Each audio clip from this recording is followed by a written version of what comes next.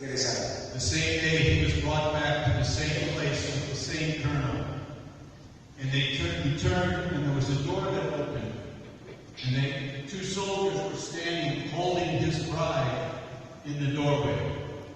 Na siku nyingine iliyofuata akachukuliwa tena akapelekwa mahali pa mahojiano, na kulikuwa kuna mlango mkubwa sana, wakamleta yule mchumba wake na askari wawili wakiwa wamemshika.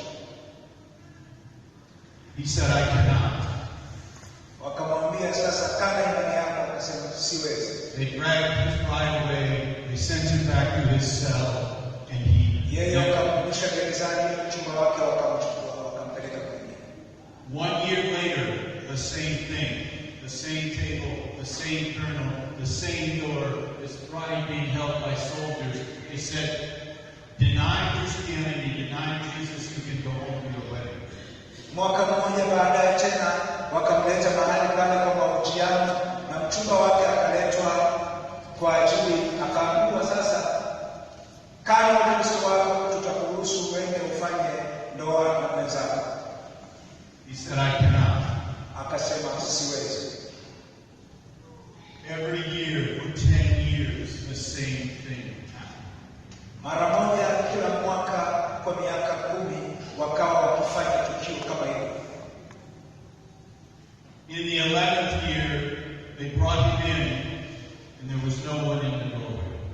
Mwaka wa 11 wakamleta yeye kwenye ile meza ya mahojiano, lakini mchumba wake hakuonekana kwenye mlango. The colonel laughed at him and said, she's left you for someone else. Now, tell me that Christianity is no good. Deny Jesus and you can go home. Yule aliyekuwa akiongoza mahojiano akamwambia, sasa unaona mchumba wako amekuacha, ameshaolewa na mwingine, kana imani yako ya Kristo. With tears in his eyes, he said, I cannot. Yeye akasema, kwa kweli sitaikana. 10 more years went by. Same thing. She was never there. Miaka mingine 10 tena ikapita, matukio kama yale yakawa yakifanyika, lakini na yeye hakuwa, mchumba wake hakuwa anaonekana. What he did not know is that some friends had smuggled her out of China and brought her to Hong Kong, where she went to work in a clothing factory to save the money to bribe the colonel to let him go. And in the 11th year, they came and got him, put him in a truck, on a boat. He went to Hong Kong, and she was waiting on the dock. Na baadaye sana, baada ya miaka 10 tena nyingine zaidi, akawa ameachiliwa na akachukuliwa kupanda gari akaenda mpaka kule Hong Kong, na kwa bahati nzuri akakuta yule mchumba wake bado alikuwa akimsubiri. That had happened 2 weeks before I came to their home. Na tukio hilo lilitokea wiki mbili kabla ya mimi kufika kwenye ile nyumba yao. He could be forgiven for kissing her so many times. Na alikuwa na haki kabisa ya kukuhusu mara nyingi tu kwa jinsi ambavyo alikuwa naona. But I asked him, how did you stand it? 20 years in prison, never seeing her. How did you stand it? Sasa yeye akawa anamuuliza, sasa ndugu yangu, wewe uliwezaje kukaa miaka zaidi ya 20 gerezani na bado ulikuwa una mawazo kwamba uliwezaje kushinda jambo kama hilo? And he looked so surprised. So surprised that I would ask the question. Akashangaa sana mimi kumuuliza ile swali. He said, don't you know? Jesus died for me. How could I deny him? Akamwambia, ndugu yangu, haujui Yesu Kristo alikufa kwa ajili yangu. Sasa mimi ninawezaje kumkana Yesu Kristo? That kind of peace is the peace that Jesus brings. Not a simple, silly peace, but a deep peace that faces anything. Aina hiyo ya amani ndio anayoleta Yesu Kristo. Amani ambayo sio amani ndogo ndogo au amani nyepesi kama tunavyofahamu. Amani ya Kristo inakaa ndani mwako bila kujalisha ni mazingira gani unapitia. So how does Jesus do this? How does Jesus give me peace with God and give me his peace for life? Sasa unajua Yesu anatupaje amani ya haki yako pamoja na Mungu, lakini pia anatupaje amani katika maisha. A little earlier in John chapter 14, we read this in verse 6. Katika ile Injili ya Yohana sura ya 14 ule mstari wa 6, Jesus said to him, I am the way, the truth, and the life. No one comes to the Father except through me. Mstari wa 6, Yesu akamwambia, mimi ni njia na kweli na uzima. Mtu haji kwa Baba ila kwa njia ya mimi. Jesus shows you the way when you are lost. Yesu anakuonyesha njia unapotea. Jesus shows you the way when you can't find a way out of a difficult situation. Yesu anakuonyesha njia unapotoka katika mazingira magumu au nyakati ngumu. Jesus shows you the way when you pray for your children and nothing changes. Yesu anakuonyesha njia hata kama utaomba kwa ajili ya watoto wako wabadilike, lakini bado Yesu atakuonyesha njia. The second thing this verse says, that Jesus teaches you the truth when you are confused. Na jambo la pili katika mstari huu ni kwamba Yesu atamfundisha ukweli. The last 4 days I spent with Bishop Stanley and some others visiting the work of Here's Life Africa to take the Jesus film out to villages. Siku 4 zilizopita ambazo nilikuwa na Askofu Stanley pamoja na wenzangu wa shirika la Here's Life. It was amazing to watch people hear the story of Jesus for the first time and know that it was true.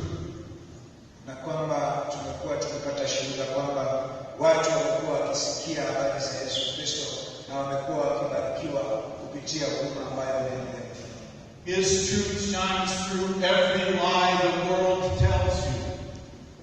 Yesu yeye ni kweli.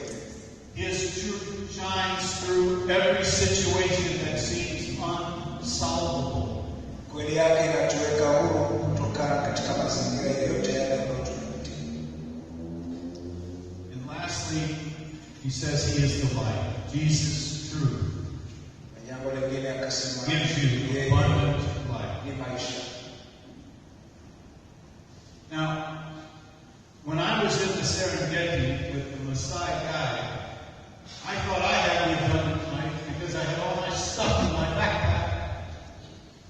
Nasema nilipokuwa na yule rafiki yangu Masai kule Serengeti nilipokuja kwa ile mara ya kwanza, nilifikiri kwamba mimi nilikuwa salama sana, nilikuwa na vitu vyangu vyote vingine mgongoni, nimebeba kwa mzee.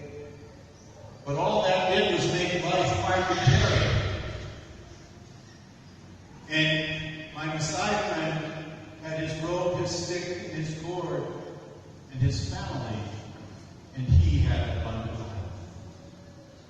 Rafiki yangu alikuwa yeye alikuwa anajalisha nini, ana kafuko kake, anafunga shuka yake, yuko na familia yake na maisha yake. The second way Jesus brings you peace is he takes you by the hand and leads you to Father God. Jambo la pili ambalo Mungu anakuletea amani yake ni kwamba kushika mkono na anakusogeza kwa Mungu.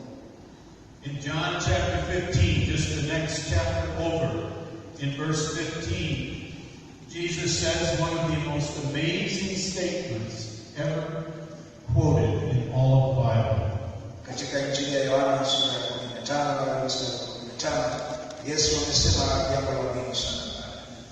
Verse 15 of chapter 15, no longer do I call you servants, for the servant does not know what his master is doing, but I have called you my friends, for all I have heard from my Father I have told to you.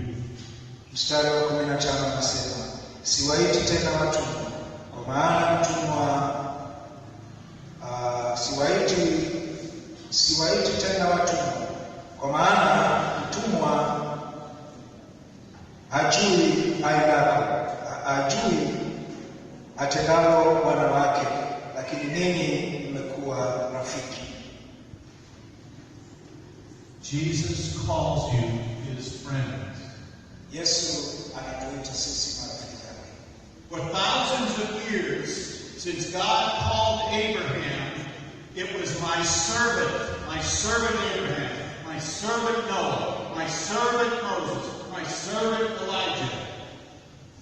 Kwa miaka 1000 iliyopita Mungu alimuita mtumishi wake Abraham, akamuita mtumishi wake Elisha, akamuita mtumishi wake Elia. But Jesus changed everything when he said, I call you my friends. Wakati wote Mungu alikuwa akiwaita wale watu waliowaita watumishi wake, lakini Yesu amebadilisha kabisa hali. Alipokuja akatuita sisi marafiki zake. And he says, I will tell you everything the Father tells me. And in another place he says, I will take you to the Father's house. You don't have to earn your way to the Father's house. Jesus will take you to the Father's house. Na akatuambia kwamba atatuambia yote ambayo Baba amemtuma, lakini pia atatupeleka kwa Baba. So how do you find this difference? How do you make this difference real in your life? Unawezaje kuiona hii tofauti au kuipata katika maisha yako? I want to go to one more passage. It's Matthew chapter 11. Nitaenda kwenye mstari mmoja, Mathayo sura ya 11. Mathayo sura ya 11. In verse 28. Mstari wa 28. Come to me, all you who labor and are heavy laden, and I will give you rest. Njooni kwangu ninyi nyote msumbukao na wenye kulemewa na mizigo, nami nitawapumzisha. Can I tell you another secret? Niwaambie tena siri nyingine. This church building, all of these services, programs, meetings, offering, your pastors, your lay leaders, they all exist for only one purpose. Mambo yote yanayofanyika katika hili kanisa, kutoa sadaka, kutukuza Mungu na kila kitu inafanyika kwa ajili ya lengo moja tu. So that an atmosphere, a climate can be created where you can come to Jesus. Ni mazingira ambayo jambo hilo au kusudi hilo ni kutengeneza mazingira ambayo sisi tunasogea au tunaletwa kwa Kristo.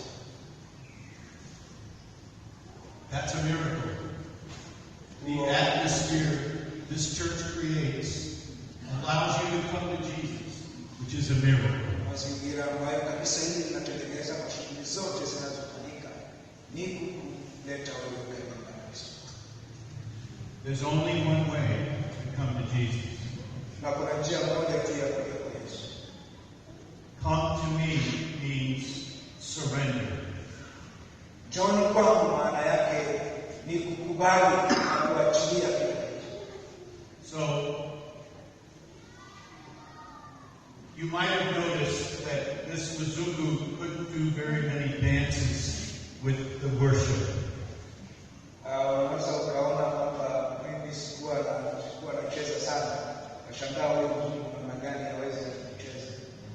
Sometimes it's hard for me to surrender my body to the Spirit. Wakati mwingine nakabidhi mwili wangu kwa Roho Mtakatifu. But there's only one way to come to Jesus, and that is to surrender. Na kuna namna moja tu ya kwenda kwa Yesu, na hiyo ni kuachilia na kukubali kwamba umeacha yote na kwenda kwa Yesu. So when you surrender, what do? Ukinyosha mikono yako kwa Yesu au kukubali kwenda kwa Yesu, unafanya nini? Hands up. Unanyosha mikono yako. If you've ever seen an old American Western, the sheriff comes to the criminal, points his gun, hands up.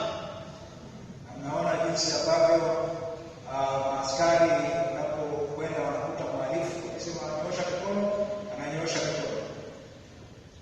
So there's only one question left for you today. Kuna swali moja tu limebaki kwa ajili yako. Will you surrender? Umekubali na unanyosha times of surrender. Tunahitaji aina mbili za kunyoosha mikono yetu. We need to surrender to Jesus the first time and ask Him to give us new life. Mara ya kwanza ni kujikabidhi kwa Yesu na kumuomba atupe maisha mapya. And we need to surrender to Jesus day by day and let Him guide us and give us His peace through every day of life. Baada ya hapo, kila siku tunatakiwa tujikabidhi kwa Yesu, atuongoze, atutangulie na atupe mwelekeo wa kufika kwake. So let me ask, is there anyone here that wants to surrender to Jesus for the first time? Na sasa niwaulize, je, kuna miongoni mwenu yeyote ambaye anataka kunyoosha mikono yake kwa Yesu kwa mara ya kwanza? Raise your hand. Kama upo, nyosha mkono wako. He accepts your surrender. He will come into your life. He will bring you His peace. Amekubali kwenu na yeye atawaleta kwa Kristo. Now I'll ask you the second question. Nauliza swali la pili. Are there any here who, like me, so like me, need to surrender to Jesus for this day, for this week, for this year? Swali langu la pili. Maybe you need to calm down like this.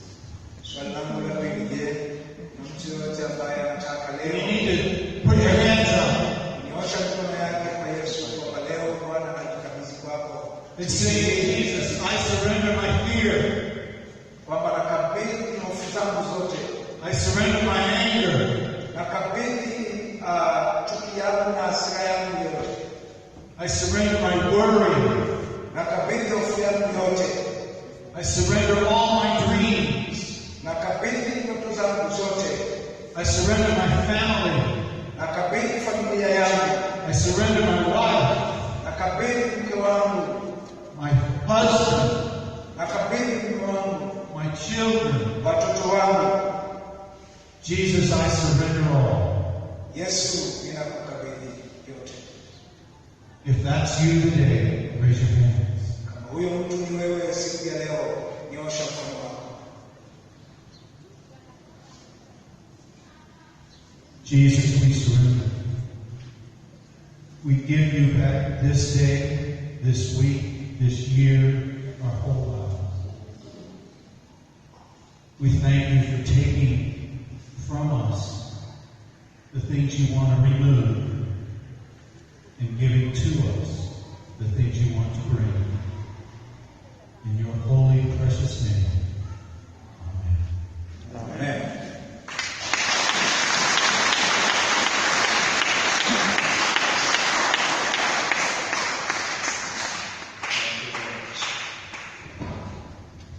Bwana asifiwe. Makofi tena mengine kwa Bwana.